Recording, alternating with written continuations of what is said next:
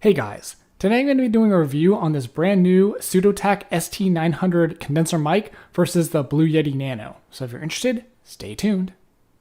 So what I'm going to do is I'm just going to do a comparison of the sound for you guys, and you guys can make your own decision if you think this budget mic is worth it over the Blue Yeti Nano. So the Sudotack ST-900 is this mic here. It comes with everything that you see in the picture in my video, which is basically the condenser mic, the pop filter, the windscreen, and the boom arm. Now I want to let you guys know that at some point I'm going to take off the windscreen as well so you can hear what the sound sounds like without that on. And obviously the boom arm is great for podcasting or streaming. That way you don't have to, prop the mic up in front of you. You can have it on top overhead, which is kind of more convenient and just kind of nicer and easier to use the mic. As you can hear, the sound is actually pretty good on this mic. It's a $73 budget mic on Amazon. And like I said, you get everything you see here. Inside the mic, there's a 16mm condenser capsule, which I think does capture sound pretty well. Recording quality is 192 kilohertz and at 24 bits. So now what I'm going to do is I'm going to take the windscreen off so you can hear what it sounds like without that windscreen, because it does kind of distort sound just a little bit. This newest version of the mic does have a mute button directly on the mic, which is really nice if you need to leave for really quickly, for a second or whatever if you're streaming. So it's just more convenient than having to, go into third-party software and push a button. This new version also has zero delay monitoring, and that's obviously through a 3.5mm hole, which is in the front here. And so if you're a podcaster or something like that, that's definitely really important. That way you can monitor your sound, and that is going to end up being less editing, later when you're in post-production. Just easier that way when you can hear directly what's happening as you're recording. Build quality is okay on this mic, but I'm specifically talking about the boom arm. So if you look at this boom arm, you can kind of tell it's not the most solid piece, but it is a budget mic, and so I'm not expecting the same quality as like a $200 or $300 boom arm. Included in this package is also a shock mount, so it is really nice that the mic comes with that, and it does help dampen sound. You can still hear, if I just do this a little bit, you can probably still hear a little bit of sound, but the shock mount does do its job, and it does help dampen that sound just a little bit. This mic is set up with just the cardioid pickup pattern, so it's just going to pick up sound right in the front, so just FYI for you guys. The mic is totally USB plug and play, and that's through a A to B USB plug.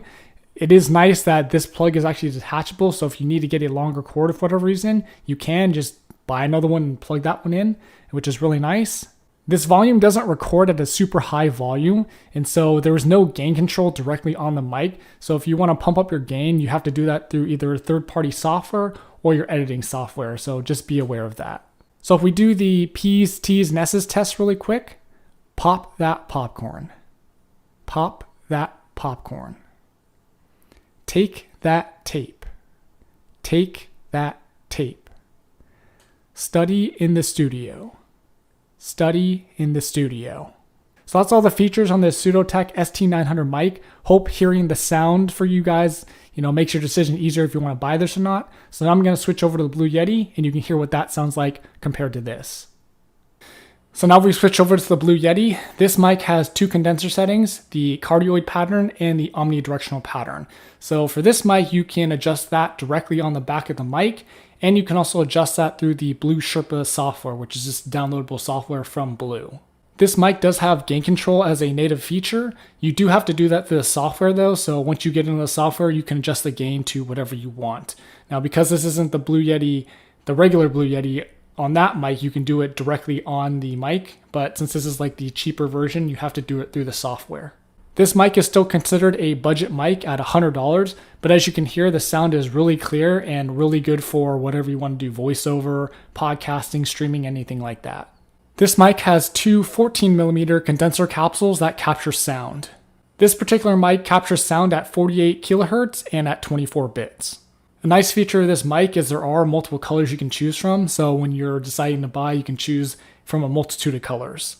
You can mute directly on the mic, and it's on the front here. You just push the button, and you can mute for if you need to leave for really quick, if you're streaming or something like that. You just push the button and then go on your way. There is zero latency, zero delay monitoring on this mic, so there is a 3.5mm jack in the bottom here. Plug it in, and you can monitor your sound directly as you're talking. And if you're a podcaster, this is super important. That way you don't have to do as much editing in post. The build quality on this mic is super solid, and you can definitely see that when you look at the mic. It's definitely a high quality piece of equipment. The mic is USB plug and play, so it's really nice. Just plug it in, let the computer do its thing, and it'll be ready in a minute or so. At $100, all you get is this mic and a stand. There's no extras like the Sudotack with the boom arm and all that stuff, so I had to buy this pop filter separately. So let's do the P's, T's, and S's test with this mic. Pop that popcorn. Pop that popcorn. Study in the studio. Study in the studio. Take that tape. Take that tape. So I don't think I mentioned this, but both of these mics I'm recording directly into my computer through Audacity, so you're going to get basically the pure sound from these mics. I'm not going to edit the sound at all, just besides maybe gain. Probably not on this mic, I don't need to, but on the Sudotack, I'm probably going to edit the gain a little bit because that mic records at a really low volume. So in terms of size, the actual microphones, both this Blue Yeti Nano and the Sudotack ST-900 are about the same size. So just keep that in mind if you have like a space issue or you have a really small space that you're working with at your desk. So I'm going to let you guys be the judge. So now that you've heard the audio on both this Blue Yeti Nano and the Sudotack ST-900, is it worth it to spend a little bit less money? You get more features and still comparable sound? Or is it worth it to spend a little more money, get a little bit of a higher quality, more brand name mic like the Blue Yeti Nano, and you get a couple more features? Let me know in the comments. Don't forget to like, share, and subscribe, and thanks for watching.